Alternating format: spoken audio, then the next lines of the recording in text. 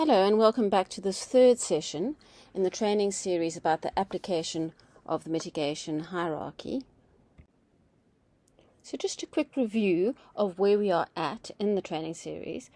In the first session, I covered the background and context for the development of the mitigation hierarchy guideline and these associated sessions. And then in the second session, we considered the relationship between impact significance and the mitigation hierarchy. And this third session will focus on the preventative component of the hierarchy. So I will begin with a brief reminder of what the mitigation hierarchy model looks like before honing in on the categories of avoidance and the strategies and tools to assist in devising avoidance measures. I will then move on to a brief discussion of minimization, also referring to the categories or types of minimization strategies and tools. So let's begin with a reminder of how the preventative component features in the mitigation hierarchy model. So this is a slightly different depiction of the mitigation hierarchy model compared to the typical triangular version, but conveys the same four tiers, with the first two being preventative and the second two stages being remediative. So what I hope has been clearly conveyed in the first two sessions of this training is the need for a priority focus on the preventative component of the mitigation hierarchy, especially the need to consider avoidance in the pre-planning and planning phase of a project. Underpinning the need for this emphasis are the implications that come with the presumption that projects can proceed without adequate avoidance and minimization of impacts. And what this slide indicates is how the level of risk increases as you move along the scale of the mitigation hierarchy away from avoidance. With each level comes increasing uncertainty and increasing risks regarding the effectiveness of mitigation. And this needs to be taken into account when assessing significance and determining the probability of residual risks. Hence the focus in the prior session of ensuring that impacts are assessed with a view to identifying fatal flaws and potential residual risks before moving too far ahead with project planning. In the context of the mitigation hierarchy, avoidance refers to measures to anticipate and prevent adverse impacts before actions or decisions are taken. As I've already stressed, a key principle of the mitigation hierarchy model is that avoidance is the most effective and least costly option.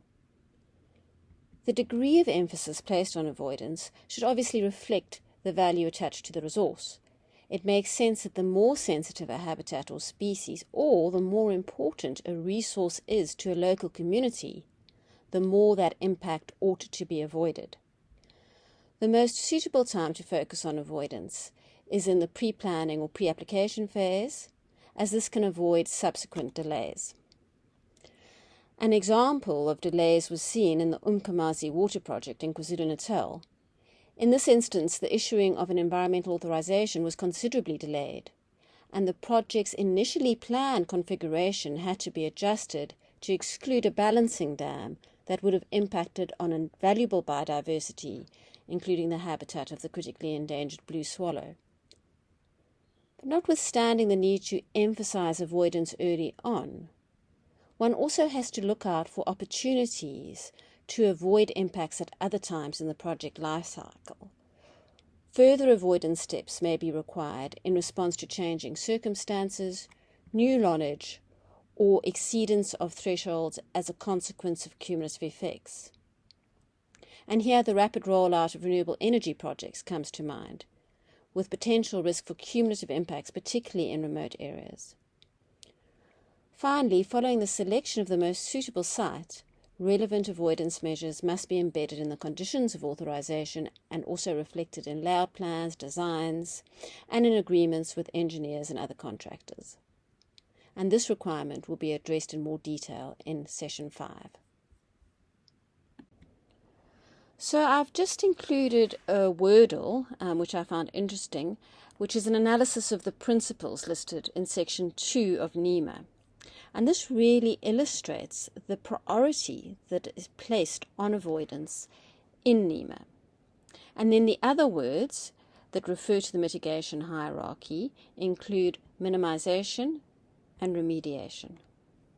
So it's this principle of avoidance that drives the requirement to consider alternatives in terms of the EIA regulations, as difficult as that requirement often is within the client-consultant relationship. It is an imperative step from the very outset of project planning.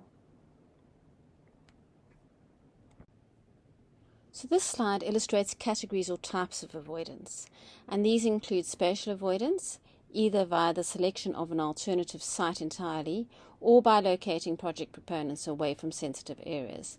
Spatial avoidance is undoubtedly the most obvious and reliable type of avoidance because it ensures that physical separation between sensitive features and potential harm. Then there is design avoidance, and this refers to the selection of project infrastructure, the micro-placement of components of the project on a site, and then also the selection of the mode of operation.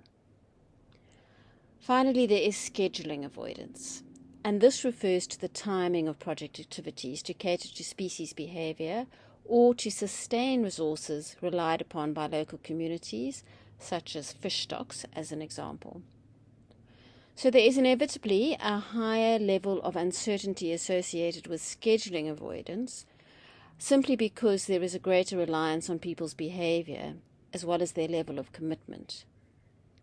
So before discussing each type of avoidance in a bit more detail, I also just want to highlight that these types do not always fit into these neat categories as I have depicted here, and there will inevitably be overlap between the categories, but I do think it is very helpful to use these categories to prompt your thinking about the different types of avoidance and the associated goals or envisaged outcomes for each. So here it is demonstrated how you might approach spatial avoidance in respect of a wind farm project, using the example of Faroe's eagle. The images on this slide show how one moves from broad-scale mapping to determine site suitability to more detailed models when it comes to the finer design and layout in the practice of avoidance. So the map on the top left here is based on the spatial distribution and density of the species across the country. So one ideally wants to avoid placing wind farms in areas of high Faroe's eagle density, but some overlap at a broad scale is often likely. So at a finer scale, the site screening tool indicates suitable breeding habitat for the species in terms of the fine red areas on the map. So expert studies where the presence of eagles is confirmed, along with the exact location of breeding sites, can then feed into more precise modelling as a guide to the placement of turbines, with a view to avoiding valued environmental components. So this is an example of how not to implement avoidance. This map is from an assessment for a coal prospecting right, and here we see the EAP has used GIS in a desktop exercise to depict buffers around each drainage channel on the site, and then situate exploration wells supposedly outside of the buffers, although not in all cases. So although these buffers may be appropriate in many instances, there still needs to be careful consideration of the broader project area of influence, indirect and cumulative effects, and there should also be evidence of some form of ground truthing to confirm that this avoidance strategy will be effective. And in phase projects, it is also important to recognize that there may be an element of futility. If you are able to mitigate the impacts of phase 1, in this case it is the prospecting phase, there is still little chance of avoidance when it comes to a subsequent phase. So in this instance, the next phase would be a mining permit for an open cast coal mine. And in this particular site, we are situated within a strategic water source area and also overlaps with a critical biodiversity 1 area. So it really should not be under consideration for an open cast coal mine. But obviously, as EAPs, one often experiences pushback from clients who feel that they have the right to persevere with an application that is flawed, but equally, as discussed in Session 2, you as the EAP has a responsibility and a duty to strongly advise the proponent against going this route. So this is another example of a mining project which depicts a more comprehensive mapping exercise in which a variety of approaches are combined to achieve avoidance, including a decision to sink a shaft as opposed to developing an open cast mine, and then on the basis of ground truthing, a wide setback was demarcated from a watercourse, taking into account the precautionary principle. And in this project, additional design modifications included the relocation of dump sites from their original location to a less sensitive area, and then finally fine-scale mapping was undertaken to guide the placement of infrastructure and processing facilities. So moving on to the second category of design avoidance. This refers to the selection of infrastructure, its placement, and mode of operation. So examples that I've listed here include micro-design of structures, the routing of roads or other infrastructure, and the placement of components below ground to avoid aesthetic impacts or obstructions, and then also choices of zero-emission technologies, airdropping of equipment and materials to avoid constructing roads and associated impacts. And then the last point refers to the use of treatment technologies such as wastewater treatment or particulate sanitation solutions to effectively avoid pollution. Finally, scheduling avoidance is to do with the timing of activities to avoid impacts.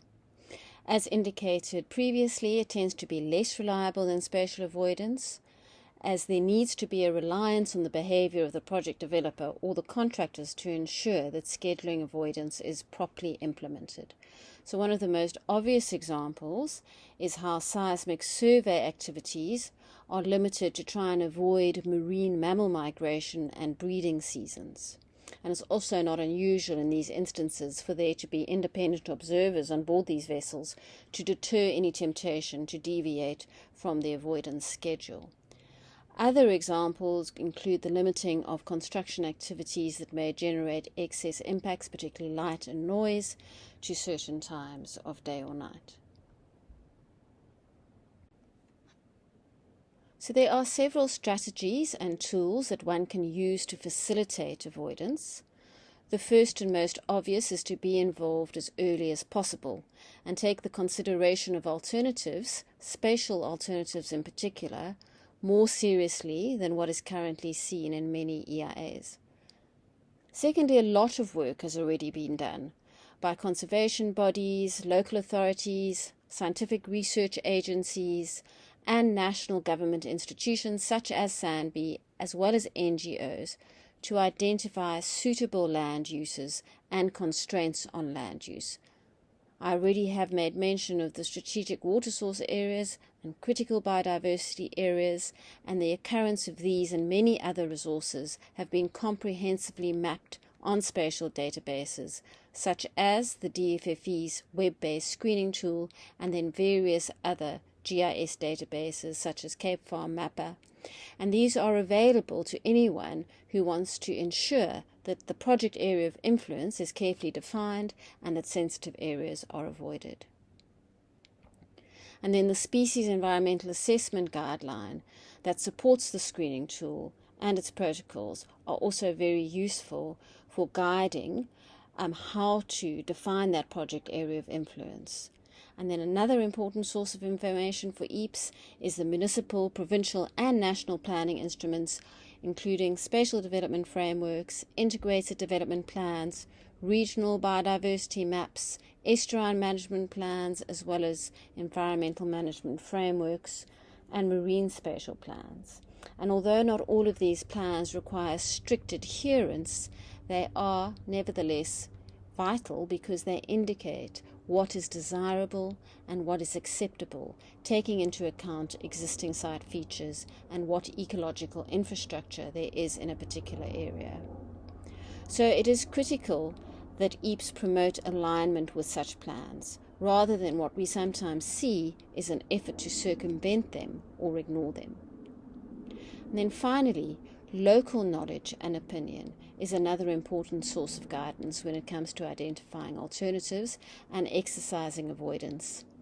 Local communities and landowners who have lived through many seasons and often many years in an area are invaluable sources of knowledge about their environments and associated sensitivities. So moving on to the second preventative step, and that is minimization. Minimization refers to measures taken to reduce project impacts, including direct, indirect, and cumulative impacts that cannot be completely avoided but do not constitute a fatal flaw.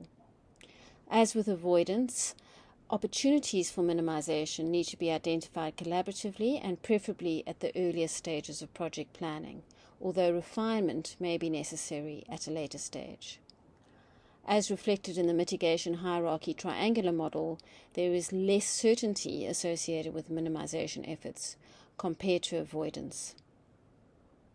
So the two photos that I've included here are intended to illustrate the distinction between avoidance and minimization. The first is of the Masikaba Bridge, which is currently being constructed in the Eastern Cape, and the bridge is specifically designed with no support structures that would interfere with the natural vegetation and habitats in the gorge below. The second photo is of Ashton Bridge in the Western Cape over the Kochmanskloof River. It's a transverse bridge which was constructed adjacent to the existing bridge to minimize impact during construction and with angled supports to reduce the likelihood of obstructions and consequent flooding. So in the first instance, we have avoidance, and in the second instance, we have minimization.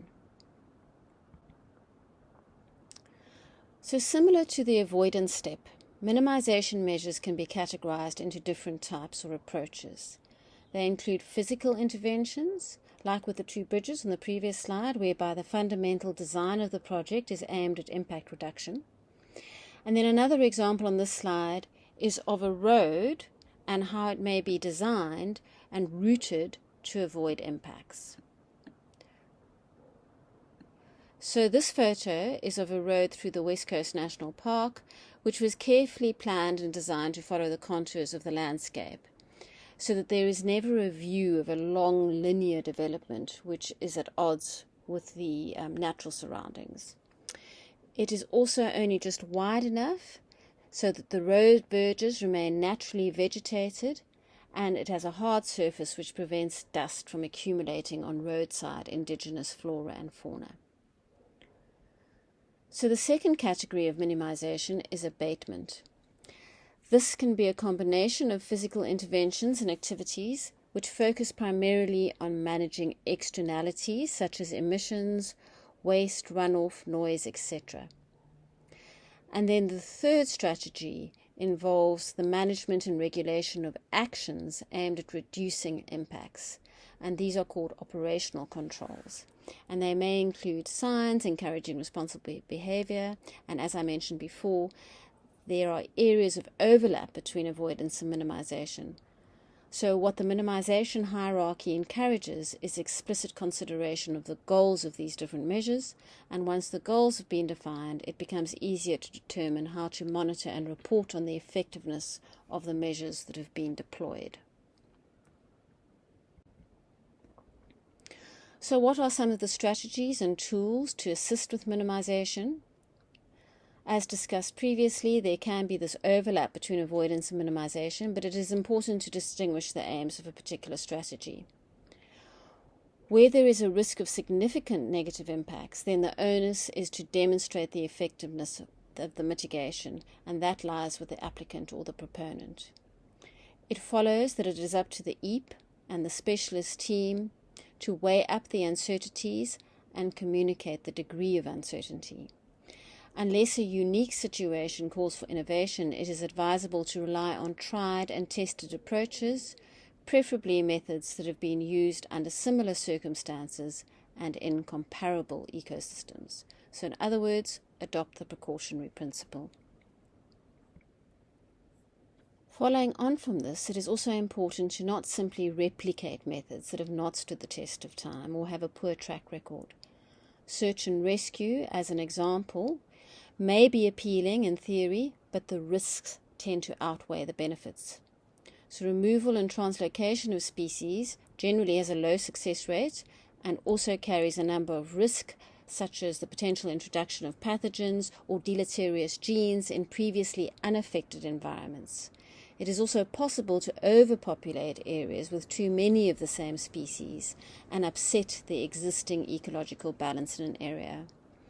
That said, search and rescue can be used successfully to provide seed populations to use in rehabilitating or restoring disturbed or damaged areas.